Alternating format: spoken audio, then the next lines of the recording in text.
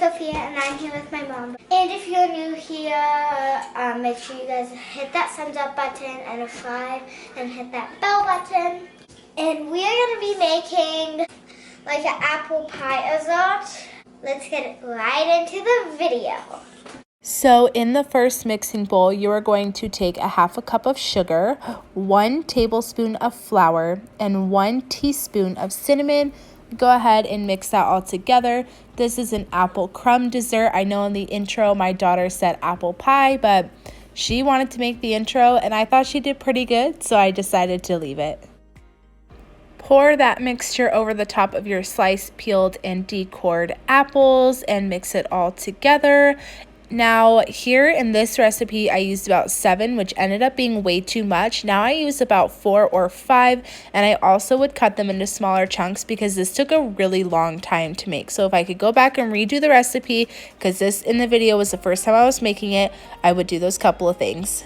Then in another bowl you're going to add 1 cup of flour, 1 cup of packed brown sugar. This was light brown sugar, 1/4 teaspoon of baking powder, and 1/4 teaspoon of baking soda, and 1 cup of oats, along with a 1/2 cup of melted butter. And then go ahead and combine that really well. This is going to be the topping on the apple crumb.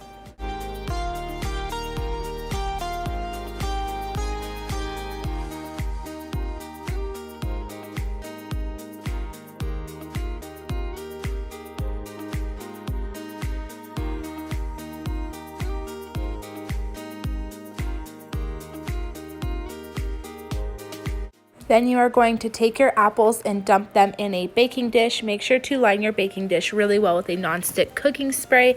This was an 8x8 size baking dish and it works perfect. It makes a lot and there's always leftovers, but as you can see, I'm struggling getting the topping on there because I way overdid it with the apple. So that is why I recommend using less apples if you're going to use the size of a baking dish, and also cut them into smaller chunks because there were some apples that were not cooked all the way through, which is fine. It still tasted great, but cutting them in chunks really helped. But the original recipe that I found, which was super vague and I can't find it anymore, didn't specify, so I was guessing.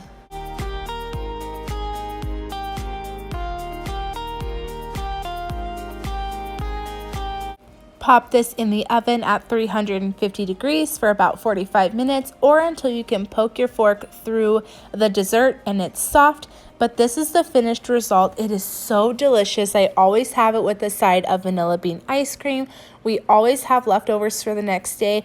I can't say enough good things about this. It's definitely one of my go-tos. But anyways, guys, that is it for this video. I hope you enjoyed. Thank you guys so much for hopping on, especially if you made it to this point. And I will see you all in my future videos. Thank you guys so much for watching. Bye.